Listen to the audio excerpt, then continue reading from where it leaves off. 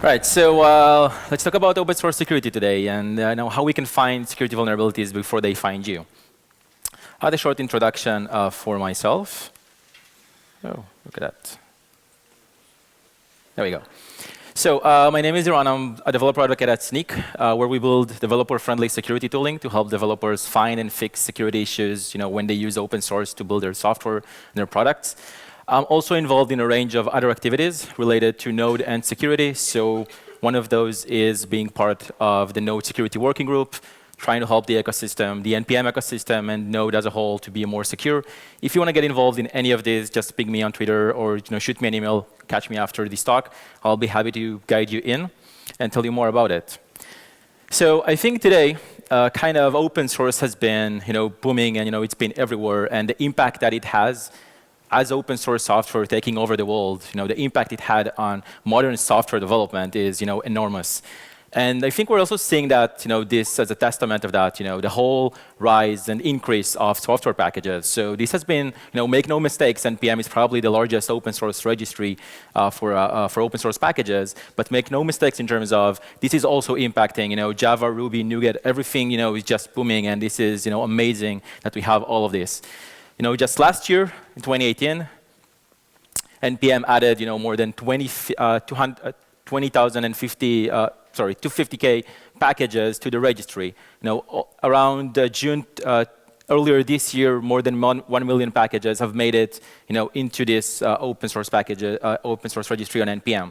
So we're seeing this, going on, and I probably don't need to stand here and tell you that, as we're all kind of, waiting for NPM install to finish while we do day-to-day coding. But as we're using open source a lot, how the question on which kind of dependencies, which kind of software libraries that we're using is very important. How much do we know about them? How much do we know about the package that we're adding? Its security practices. Whoever wrote it, do they have any security knowledge? When they coded it, what kind of indirect dependencies does this package brings in? And those maintainers, and what have they done in terms of checking for security issues in your code bases. And that's a lot. Checking for security is a mouthful thing in terms of it could be secure coding reviews and so many other things as well. So I've been reading a lot of those academic research papers. This is one of them that had been recently just this year published.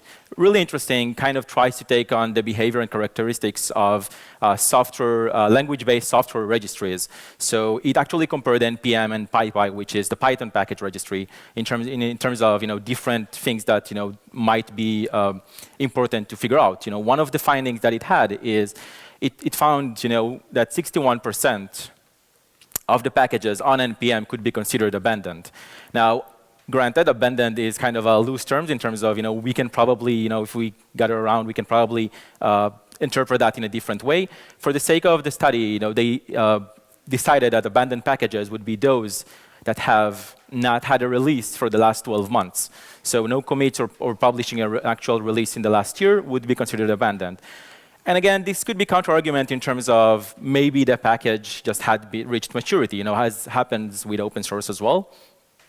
Except, just last year we had the case of event stream. The event stream incident in November 2018 had actually proved that we are not that secure in the ecosystem. It's probably one of the most sophisticated attacks, in my opinion, that we've seen happening on NPM. There's a whole plethora of chain of events that happened. You can read all about that later. But generally speaking, someone was able to socially engineer their way into event stream, which is usually used as an indirect package, existed on the registry for 8 years at that point, so definitely mature, did not have a release in the last 2 or 3 years, so had reached this kind of abandoned package state, but someone still was able to gain publish access and inject a malicious package that they had control of, gained a whole lot of publish access permissions to the package itself, to the project itself. So I will not go into this. Chris Lachlan had done an interesting talk on this as well earlier, and you can find a lot of that after this. But that is one example.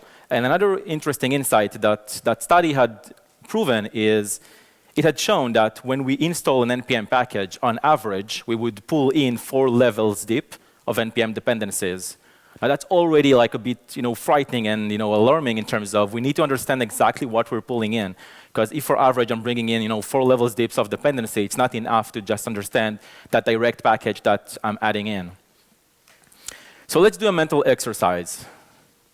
We usually have this mental picture of the software that we write, the code that we're writing, the product that we're building and shipping out. And it looks kind of like this, right? This is the application. You're building this whole thing. You're thinking about it as a wholesome thing that you would be pushing as your end product. Except the reality, however, is very different. The code that we actually write is usually around less than 10% of what we're using and deploying out.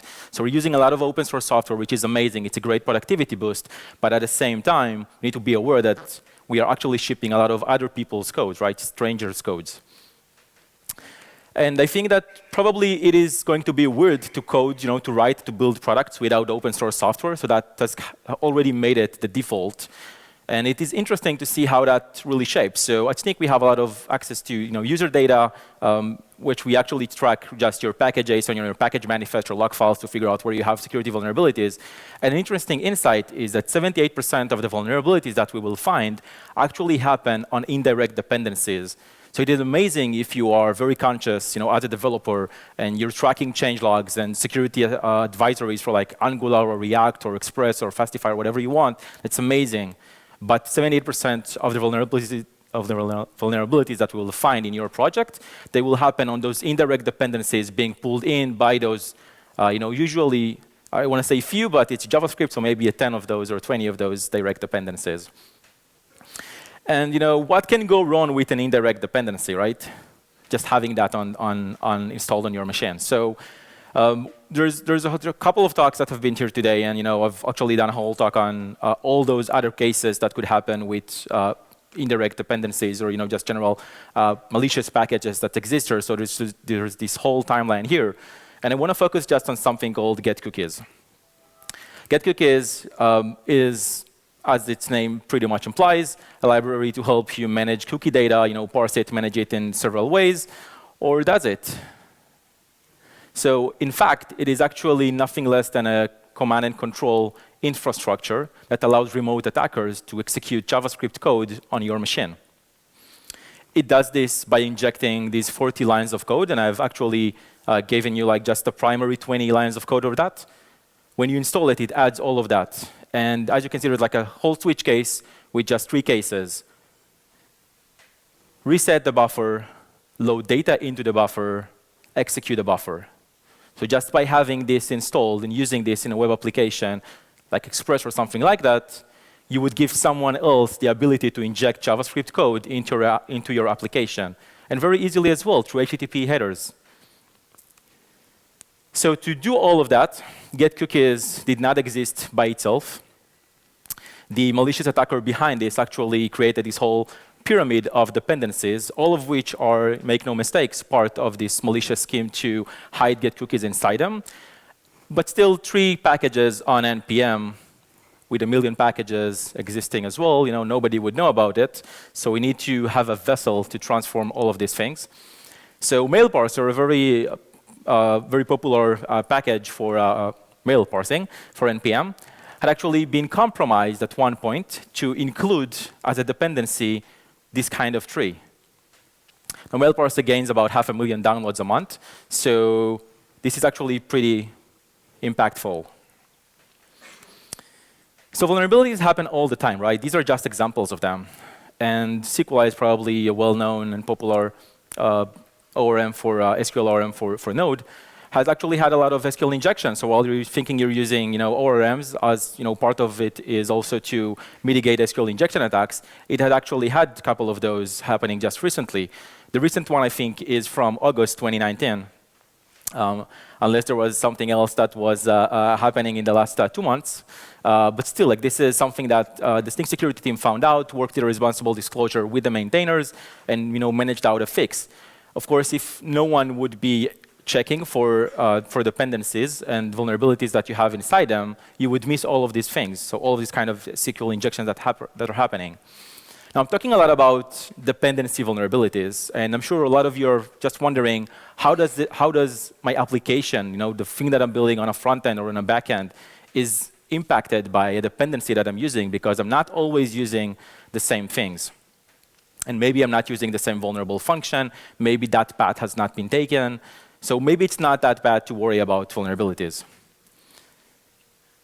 So let's move on to some hands-on stuff. So I've got this app here, all in Krista, you can see it as well. It's a general to-do app. It's built with Node. It has no Vue. It has no Angular. It has no React. It is a very simple vanilla JavaScript application. It has these to-do lists. Like, I can add a lot of things into it. One of the things that I can do as well is use Markdown. So to use Markdown, I can use a package called Marked. It is pretty popular. I'm pretty sure some of you, if you've done Markdown, you've heard about it, or at least considered it as an option. Marked is downloaded a couple of million times a month. I scan my app. I see that Marked has a couple of vulnerabilities, more than a couple, one of which is a cross-site scripting vulnerability. How does that happen in an app? How is Marked actually introducing this vulnerability to this application? So as I'm doing Markdown, I can do things like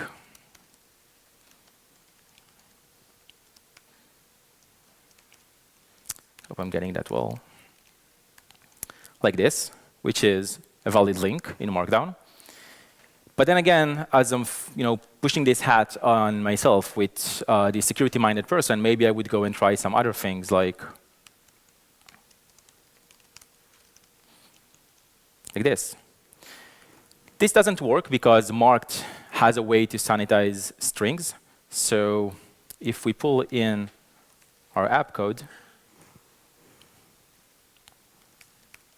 you can see that I'm using Marked. You can see that it's part of my app. And I'm actually needing to opt in to security by saying sanitize true, which is weird by itself in terms of I need to be, to have this knowledge of security, to be a security-minded person, or read through the README enough to find this disclaimer that says that if I do not add this, my app is already vulnerable by default to XSS. So I added this in. That's why this has been sanitized. And if I wanted to go ahead and try to work around it, maybe I could do some other things. Like maybe I could go ahead and see how sanitization works with Marked and push my workaround. So one of the things that we can do, and I can tell you in advance, we don't need to go into Marked source code. It's open source, so everyone can see it. But I can go in and see that Marked is actually looking for this kind of strings and tries to, if it looks like this, it's probably malicious. It will strip it out, and that's why it kind of breaks like that. I can go ahead and change colon with something that's called an HTML entity. So the browser will go ahead and change that into a colon afterwards. So I can do something like this. I can change this as well. And interestingly enough, it breaks differently this time. So I'll save you the trouble of going into the Marked source code and seeing at this version of Marked how it actually handles stripping of malicious data. But I can tell you that it's actually looking for that. So the maintainer at least has been very conscious enough in terms of understanding all these different attack vectors that may happen in applications. And it has a simple regex, right? It's trying to look if this is a regex, if this is a pattern, like an HTML entity that would be inserted, and of course strips it out. Except something interesting is happening, which is the way that browser works and that interoperability with how Marked is actually doing stuff. So if I would go in and add a valid JavaScript keyword, like literally the word this, it's a bit confusing JavaScript, I know. Or I could just add something like document as well, valid JavaScript keyword 2. I would go ahead and introduce an XSS into my application.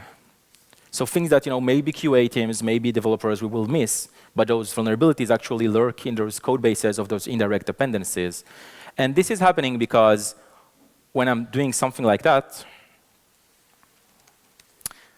this passes Marked regexes because this is not the string that it's trying to find, so this is OK. But the browser, at this point, is understanding that something is happening here, and maybe someone wanted actually to finish that HTML entity, add a semicolon, or so to say, and the rest of the statement is just valid JavaScript getting executed. So this is marked, getting downloaded millions times a month, or a week. And if you're not doing anything to mitigate against those vulnerabilities, they just lurk in. Let's take a look at something else. I have this about page here as well. Not this one. This one. Just showing you an about information, nothing really complicated. I am using Dust.js to do it. It's a library from LinkedIn to do templating on the server side, so for Node.js applications. It has this if condition where if I'm adding a device, which is a desktop, it will make it medium size, and if not, it will make it big, as in the fonts here. So I can go in and add this query parameter. If it's desktop, if it's mobile, it's going to present it a bit differently. There we go. So it looks like it's functioning just well, except Dust has a vulnerability as well in the way that it works. So let's go ahead and take that into a command line app to see how this actually shows as a vulnerability. So just to recreate what we've done in the browser, maybe I'll go ahead and do it like that. I'm going to run a request.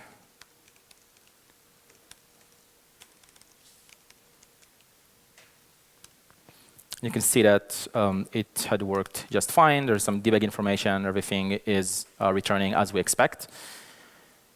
Except there's a code injection in Dust. And the way that it manifests is actually pretty interesting. It is, again, using another different kind of vector to go ahead and introduce some strings that we may not be handling correctly. So Dust by itself is actually pretty secure in terms of it has this escape HTML function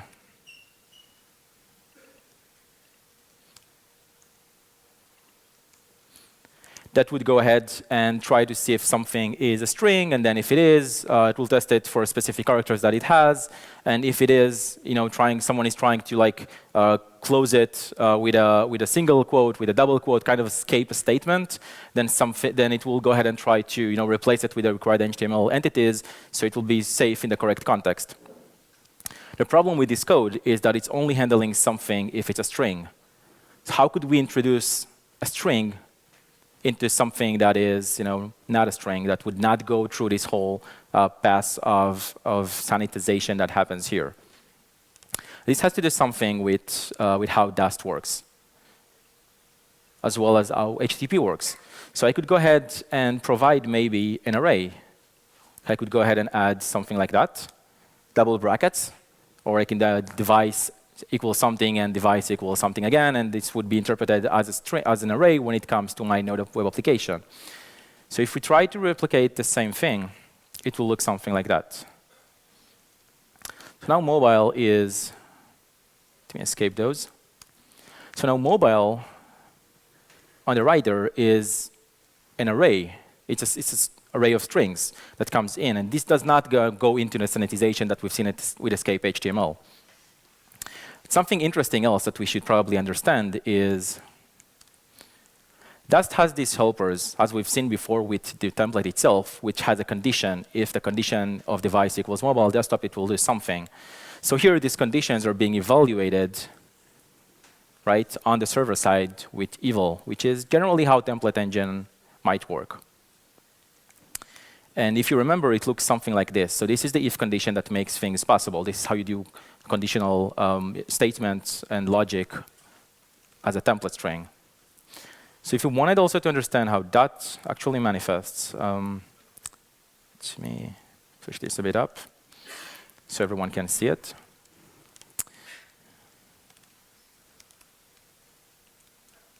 So let's remember how that looks like.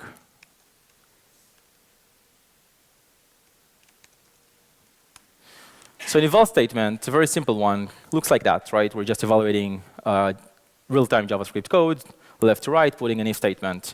But I can also do something like this. I can also call a function right? As part of my expression that is being waited to be evaluated there. And then I'm running a function, right? I'm running a function called invoking a function on the server side to do something with eval. So I could do something very similar with Dust itself as well. As we've seen before, I have this mobile request. But now that I know that when I'm adding the bracket statement, this does not go through this if statement that we've seen before with Dust. Because now type of string, the type of S is not a string, it's an array. And the first element of the array would be the string that we have. So I can do something like this. Close it. Add a console log. Hopefully it did not miss anything. And I'll show you here on the left that on the server side, I actually just ran a console log as well, printing 1. So I've actually injected code, JavaScript code, into the app. Now, this is a very simple example. You can always think of it of how you can take that forward, like requiring a process, child process, executing script, whatever you want to do there. But just by that, just by using that, we're using and introducing vulnerabilities, specifically a high vulnerability of code injection into our applications. So let's get back to this one. After we've seen how this is happening, I think application security is probably a challenging thing. And as developers, we may not exactly know how to write secure code. There's so many challenges happening around this. For example, delivering software has actually increased, right? Everyone are adopting or trying to mature into a CI/CD kind of processes where we build software and ship it very early, right? We want to give value very early to our customers. It's fun to build something and see it a minute later deployed on production, and users are using it. Except it means that we also need to use the proper security tooling and the proper security responsibility when we're deploying stuff. Because when we start doing a lot of these very early, very often commits and deploys to production, we may miss on security processes that we should have done. That traditionally, in traditional security companies or just generally traditional software companies, security has been something that, sad to say, but kind of an afterthought or something of a cycle of every quarter or something like that where there's a check. But that doesn't scale anymore with DevOps and CI/CDs. Another thing is that no one really teaches application security to anyone. Like this is a list, for example, of, I'm sure you're aware of some of the names of these top 10 US computer science schools. And I filtered this list for all of those that actually require in the curriculum a software security course. That's right. No one teaches application security by default. We have to somehow understand this concern. And maintainers of open source, so how do they understand security? How do they understand what best practices to do? How to follow that? Because it is something of a void as well. And if you would consider different projects, you would see that sometimes the variation of security is very, very big. It's very large in terms of, understand that this person had gone on under some security practices and knowledge, and something else is completely missing. Something actually recently happened that was really interesting to just share with you here on this context. And there was a vulnerability raised for one of the open source project called HTTP ACE proxy agent. Someone opened an issue, said that there was a vulnerability affecting it, and actually requiring or asking, politely at least, the maintainers to release a fix for it. Now, this is also really important. How do maintainers understand how to release fixes, security fixes? Because that's so much affect the consumer behavior when we as users consume software. And the thing is that maintainer released it as a major change. So it bumped from the version of 2.2 was vulnerable, then the security fix was released as a 3, as a major version. That usually means that developers will be less likely to run this upgrade very fast, because maybe there's a breaking change. Maybe something happened that will take a lot of more processes to just upgrade to that version. So we need to understand and be conscious in terms of the maintainer best practices of how to manage this open source thing, the life cycle, everything around it. So here are a couple of those, or more than a couple. Enabling 2FA is an important part, so you do not get compromised if you're running a very important project.